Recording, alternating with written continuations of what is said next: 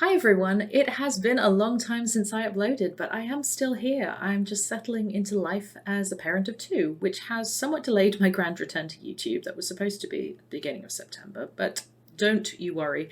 There's a lot of stuff going on behind the scenes. I have actually got a lot of videos scripted and plans. I'm just a little bit limited right now in terms of filming and editing them. But today I wanted to do something a little bit different from my regular videos and show you an exercise that has been developed to try to communicate better what it feels like to have your brain. This can actually be used to start conversations with friends and family, maybe even therapists. It's a great teaching aid for educators who want to promote neurodiversity at the start of the school year. And everyone can take part for free. You can download these images for free and draw along with me if you like. So the basic idea is to make a visual representation of how your brain works from an experiential viewpoint. This isn't about neuroscience, but rather it's a bit like mapping out your autistic experience. Because we are all different, all autistic people are different, and that's something I'm going to go into in a future video about the autistic spectrum, which will be one of my first videos when I come back properly. This tool was developed by Kate Jones and Tara Vance from Neuroclastic. There's a whole blog post that goes along with it on the Neuroclastic website, so the link is in the description box below. But if you prefer video, I'm going to talk you through it right now. So class, let's pull out our worksheets. I have a slightly different version made to fit the YouTube format. Your versions are in PDFs in portrait, but click the links below and let's start drawing. I'm really bad at drawing, by the way, and I'm using my mouse. I'm a left-hander who uses my mouse right-handed, so this could be really interesting. I'm bad at drawing with my left hand too. So basically, the idea is to make a visual representation of how these things connect. I'm going to start with interoception. So interoception is basically your ability to sense things going on within your own body. And for me, this is a really, really strong link. So I am going to, let's make it like a little bit turquoisey blue. Ooh, it's super strong. This is like my core strong. Ooh, make it glowy too. This is like how my brain works. I sense things in my body all the time. And doing this is probably responsible for the vast majority of my autistic traits. My strong sense of interoception is definitely the reason why I feel I can't sit still very well, because I need adjusting every now and then. I have all these sensations going on all the time. If, I can feel things in my hands, things in my legs. I can feel almost a slight sense of hunger and thirst, even though I have just eaten and drunk. It's already coming back again. And so this is sort of like a permanent part of the background noise of Sam, is just being hyper aware of the sensations and movements in my body. And this isn't necessarily a bad thing or a good thing. It's a good thing because, I don't forget to drink water. I'm very good at drinking water, and I don't, I notice if something goes wrong before I get injured, for example. You could say I'm a bit of a crybaby about very small amounts of pain, but I just feel them very strongly. So that's what interoception feels like. And this is somewhat related to movement. So I'm going to just, let me do make it a little snaky over here. La la la la la, to movement. And also a little movement over here to pain. Because I think that these ones are kind of very much related. And we'll come down to gross motor in a bit, because I don't think interoception really is related to that for me. The next one we have is taste, and I would say that for me, it doesn't have actually a texture thing, which that might be more touch and stuff. But if we're talking about this as kind of like, a proxy for eating, I would say that there's like good taste and bad taste, which is probably the same for everyone. But I don't know why I'm making this wiggly. That's just how it feels. So this is like the good taste. Very, very enjoyable, eating delicious things. Maybe I'm gonna just make it with like a little bit of spiciness, because I really like spicy food. I'm sorry, I have a newborn baby. Actually, she's 10 weeks old today, and I'm going a little bit mad. So then on the other side, we have the red, the bad taste. And pretty much every food in my childhood was a bad taste.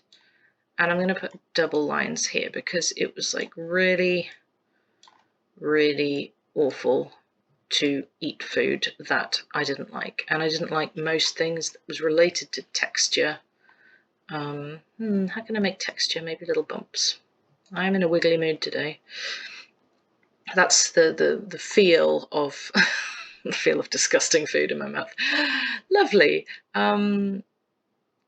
Right, so I guess taste and smell are related in the human body. Smell for me, it can be like there can be too much smell. When I think about smells, for some reason, I always think about lavender, and kind of waftiness. I really like. I don't know why I'm into taste. No, down to brain, down to brain. There we go. I like smell, and it's kind of like runs parallel to taste. I like this.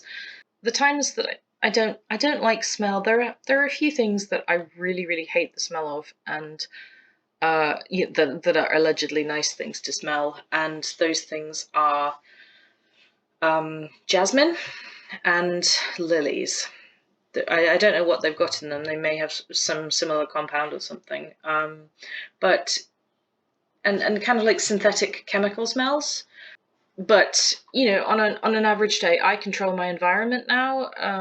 If I have to be in places where there are awful smells, it would be like alert, alert.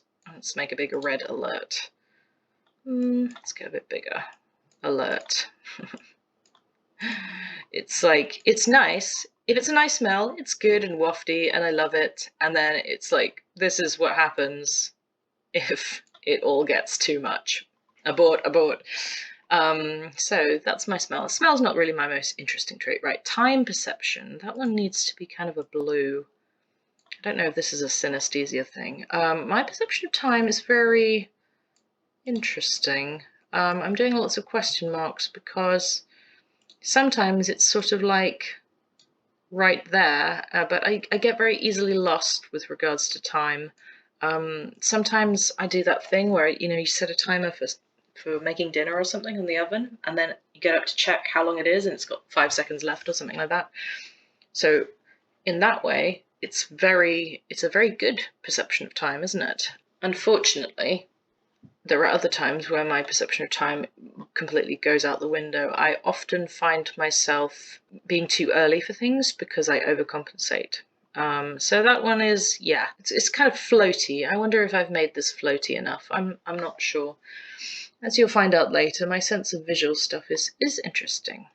Okay, so let's start on movement now. And this is kind of an interesting one because for me, movement relates to interoception, which I've put here, and also, I guess, to gross motor.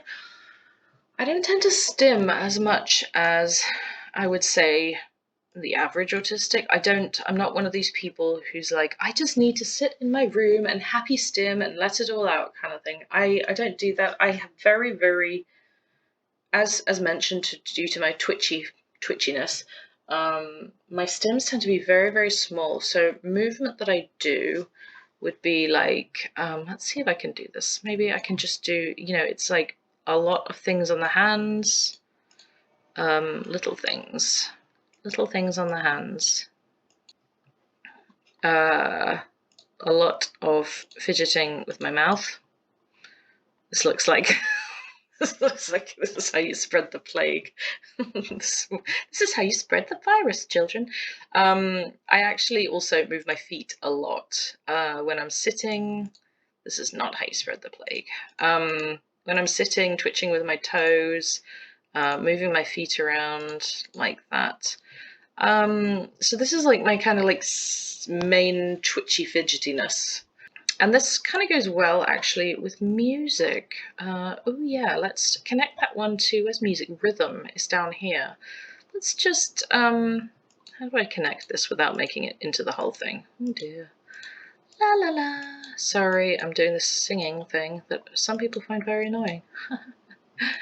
You subscribe to my channel, you can't find me that annoying, surely. Okay, right.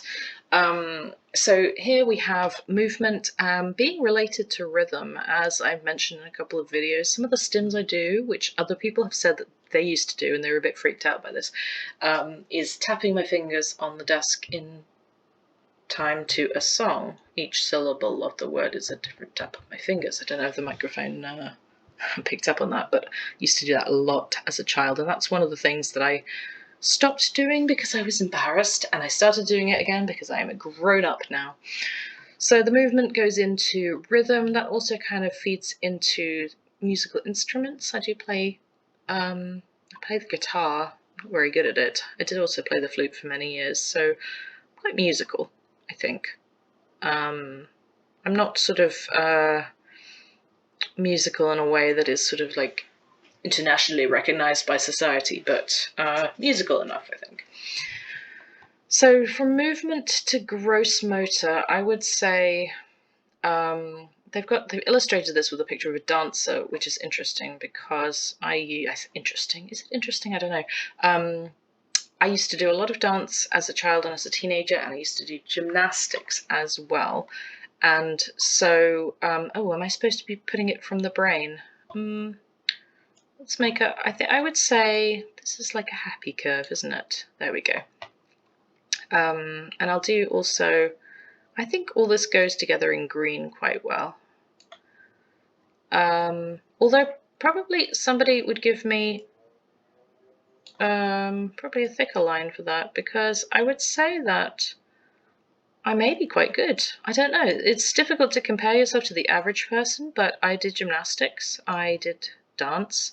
I've done a lot of activities that require gross motor movements.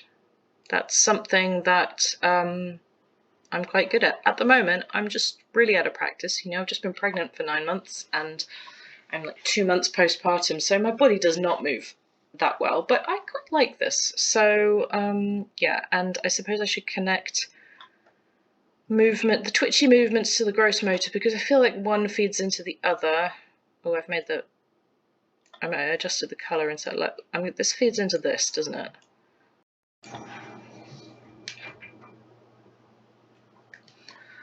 Let's go back to pain. And pain is going to be red, isn't it? Maybe pain is going to be orange, like a fire. Yeah. Right, so if we do pain, I would just like to do a mixture of pain being kind of like flames, fiery flames. They look more like noses or bulbs of garlic, but they're flames in my mind, but also kind of like lightning. Is that right?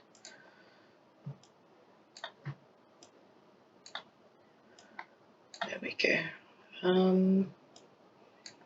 And pain really needs to be also linked with hearing, because hearing is one of the senses. How am I going to link this all the way across here?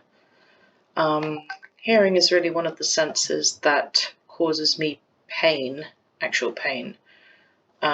So let's just link, and that is kind of like a lightning-y pain. So we've got to link this one somehow. Let's do that.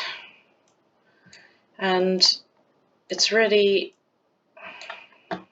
when I have a lot of noise in my everyday life, like for example at the moment I have a small baby that cries a lot, and newborn babies cry very, very loudly. And so after a while it gets to the point where any sound becomes much more painful than it would have otherwise been. So that's what we're doing for pain. Temperature. Let's think about temperature. For me, cold temperatures are painful. So it's kind of also an icy blue. And let's make it thicker as well.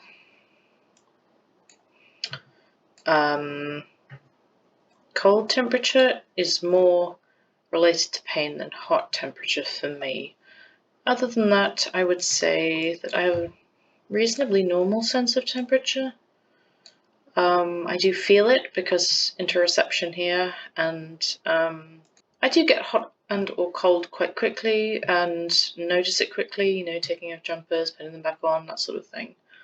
or for the American viewers, taking off sweaters. But I don't think the temperature is really a big one of mine. So let's move on to fine motor, illustrated by this wonderful hand holding a pen. I would say my fine motor skills are below average. Well, I mean, I'm quite good at using a mouse. I've got a lot of practice using a mouse. This is in my right hand. I'm left-handed, and I think all left-handers kind of have a problem with motor skills if you're writing, a language that goes left to right. I don't know why I feel like this should be in brown, but how can I represent it? It's not very good. I mean, it's not bad. I can use a mouse, as you can see, but I definitely am not skilled at it, and I'm not good at things like, can openers. Maybe this is another left-handed thing. Maybe I'm just left-handed in a right-handed world. I don't know. It's difficult to tell. But my fine motor skills are not very well developed. So now we're moving on to love of words, which is kind of an interesting one to be included, because people think that autistic people have sort of language impairments. And oftentimes we really like words and we're good with words, which can make us kind of a good communicator even. So colour of words, I don't know. They're reddish kind of colour. I think that I have a pretty strong love of words. So I need to make that thicker to indicate strongness. No, even thicker. There we go. Because I do enjoy language. I've learned several languages in my life, and I really enjoy that. I also find that there is a big link here, I wonder if that can fit through, with rhythm. These are all very connected. And even, let me just make this smaller, even a little link over here, because in my head, I see languages visually, not necessarily visually with a mind's eye kind of visual, but in terms of spatial awareness, where the words sit in the sentence is in front of my eyes in that way. Sorry if you can hear the background noise. My husband's vacuuming now. I also have a baby on my chest. I've been recording this in 2 parts, and this is the second part, and I have a baby asleep on my chest now, so this will go in the Yosemite Sam household. So yeah, the words really link into rhythm, spatial awareness. I'm just wondering if there's anything else they link to in my head. Maybe, I'm not sure about long-term memory. Actually, it's funny I say that, because I was making a joke last night about how I really wanted a glass of wine, and my husband was like, I will give you a glass of wine if you can tell me the Latin for drink. And I did a couple of years of Latin at school. I haven't even done it. And in some way, my brain was like, oh, bibere. I'm like, what? How do I know that? Where did that come from? So I think probably long-term memory, very linked to words and stuff like that. I can also remember languages that I learnt a long time ago, vocabulary from languages that I learnt a long time ago. So this is looking very good. Now, neuroception. Neuroception was actually a new word for me. I had to look this one up. There's a glossary in the blog post that's linked. Neuroception is the sense of threat in your environment that activates the sympathetic nervous system, or fight or flight reflex, which is actually fight or flight or freeze. This can be activated by anything that threatens a person's ability to stay regulated sensorially and emotionally. And I would say for me, this is definitely kind of like a shocking icy blue, maybe a little bit more turquoise. This is very strong. Oh, that's not even. Let's do it bigger. Sorry, I'm making a mess here, aren't I now? Is it as strong as interoception? It has been. This one kind of comes and goes. Unfortunately, when I had a head injury when I was about 22, I developed PTSD in some form several months afterwards, and it kind of activated something that wasn't there before. I've always been anxious in terms of everyday anxiety, having anxious thoughts, but this injury activated what I can, the sympathetic nervous system. It activated the feeling of dread, the feeling of fear and fight. Well, for me, it's not fight; it's definitely flight or freeze. That kind of chemical feeling in your arms and legs that gets activated when you are afraid. So for me, neuroception, that's freeze. Maybe I could do, I don't know, what can I do to make it look like freeze? Freeze! I'm kind of having too much fun making pretty pictures, even though I just do not have an artist's eye at all, do I? But it's starting to all take shape a little bit. So neuroception. I don't really feel like neuroception is necessarily related to anything. No, I think that's kind of like one little aspect of itself. Let's get to spatial awareness. I think that should be yellow. For me, spatial awareness is an interesting one because I have very, very good spatial awareness in terms of rotational reasoning, manipulating 3D objects in terms of, when you get tested. When I was tested back when I was 17, and they do these aptitude test kind of things, tell you what career you should be good at. They did a bunch of reasoning tests, and I tested very well for spatial awareness. What's interesting, though, is I am very poor at spatial awareness when it comes to my body and my position in the world. So spatial awareness in real life, this would be like parking. Maybe I'll draw a little car. Doo-doo-doo. You can see this is my artist's eye. What colour are cars' wheels? Black. Yeah, right. No, I can't do black because it is black. I have to do white. This is my attempt at drawing a circle. And then we'll get back to the yellow. So, yeah, parking. I'm actually quite good at parking into spaces. I haven't had an accident or scraped up my car at all since I've had it in the last 3 years. So in that sense, spatial awareness is very good. In the sense of spatial awareness where my body is, it's very bad. And it's interesting because you get this combination surprisingly often with autistic. You get the sort of autistic dancer gymnast type who are also extremely clumsy, and they are rather poor at not bumping into things, but they have very good control over their own body. That's kind of like my archetype, so that's that one. Right, short-term memory. This is something that definitely, I'm going to make this grey because it's fuzzy. It's definitely something that's okay. This is like stress makes this worse. Stress. Looks a little bit more like punk now. How do I, yeah, stress makes it worse. I don't know what this is. How do I visually represent that? I don't know, guys. I'm working on not very much sleep right now. Okay, so I figured out that my problem with short-term memory is actually more of an executive functioning problem than actually a short-term memory problem, because what I try to do is I try to hold everything in my short-term memory, and that is really a bad idea because you have to hold on really, really tight, and then you will forget things because nobody can remember everything. But because my short-term memory is good, in theory, when tested, now see, I've just forgotten what I was going to say. This is an example of that.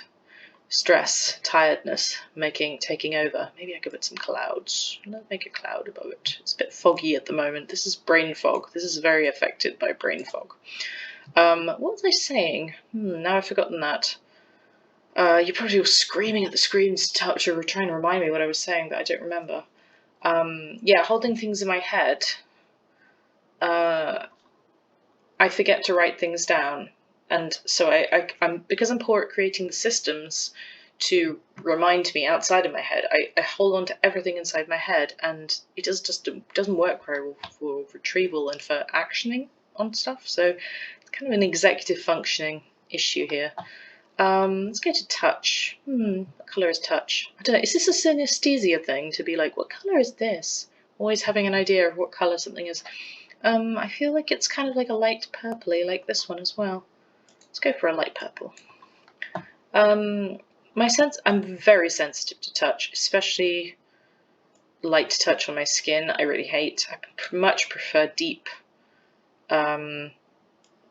pressure. Let's see if this is that good for deep pressure? So no tickles. No tickles for me, but deep pressure is good. I don't know whether I guess my sense of touch is very sensitive. And that kind of goes in also to interoception, although the skin is technically on your outside, so it's not interoception, is it? Anymore. Right, we're in the last two, and I am kind of blabbering on a little bit. This is what happens when I'm not scripted and tired, not very focused. Balance. Balance is a deeper purple. Don't know why. My sense of balance is an interesting one because obviously I did gymnastics. Oh, where's the purple gone? Yeah. I did gymnastics, and part of the gymnastics exercises were on the balance beam. So there's a good path. There's also a really bad path. For example, my son started school the other week, and of course, me not wanting to miss an opportunity to make a fool out of myself in public. The first day there, I was crouching down on my toes with my knees bent to comfort him, and leaned against something that was not as solid as it might have been, and I just fell on the floor. And I do that a lot, actually. Well, a lot. Probably a lot is an exaggeration, but I feel like I do it more than everyone else does. So I've got this good... No, actually, it's kind of like an evil green colour, is my lack of balance. It comes out sometimes, the lack of balance. And that's one thing that I wonder if you've noticed, is that many of these are like very much one way or the other way. There's no middle ground, and I think that is probably something that is quite unique to autistic people here. This is the good balance. No, that's the bad balance. And this is the good balance. Yeah, there's kind of two sides to everything. A very good side and a very bad side, which is interesting. I wonder if anyone else feels like that. And then we have sight. For me, sight is my predominant sense. What colour is it? I feel like it's almost probably white.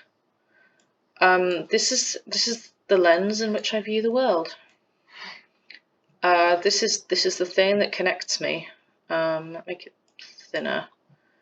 Pew pew. There we go. This is everything. Yeah, that looks good. That's a good representation, I think. It's how I process things. I process words better by reading.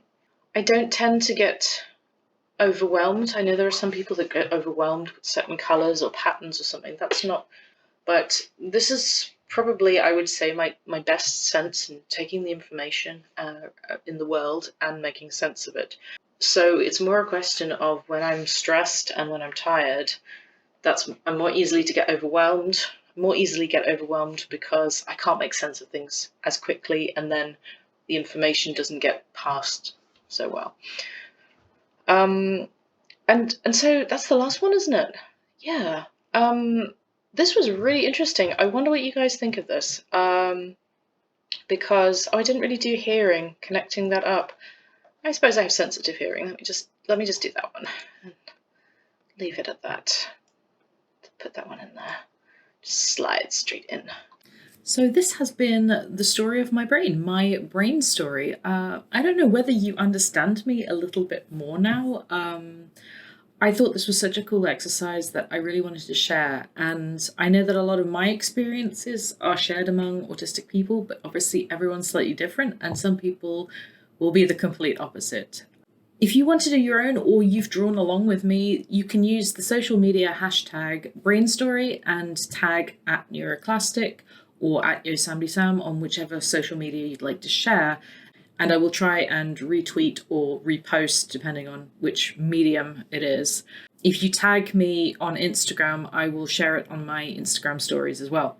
So I hope you enjoyed this. Like I said, I've got some videos planned very soon, so please do stick around in the next few weeks. I do have a little baby at the moment who is teething and way too young to be teething, and so it's been very noisy and very stressful, and I think I was just a little bit ambitious coming back to creating content so soon after she was born. But I have a load of cool videos planned. I'm really excited to get these made. So if you'll just bear with me a little bit longer, hopefully we can start the new season of content. If you are one of my YouTube members, you will have some extra content soon. I'm really sorry that I have not been keeping up to the extra content as much as I'd hoped to.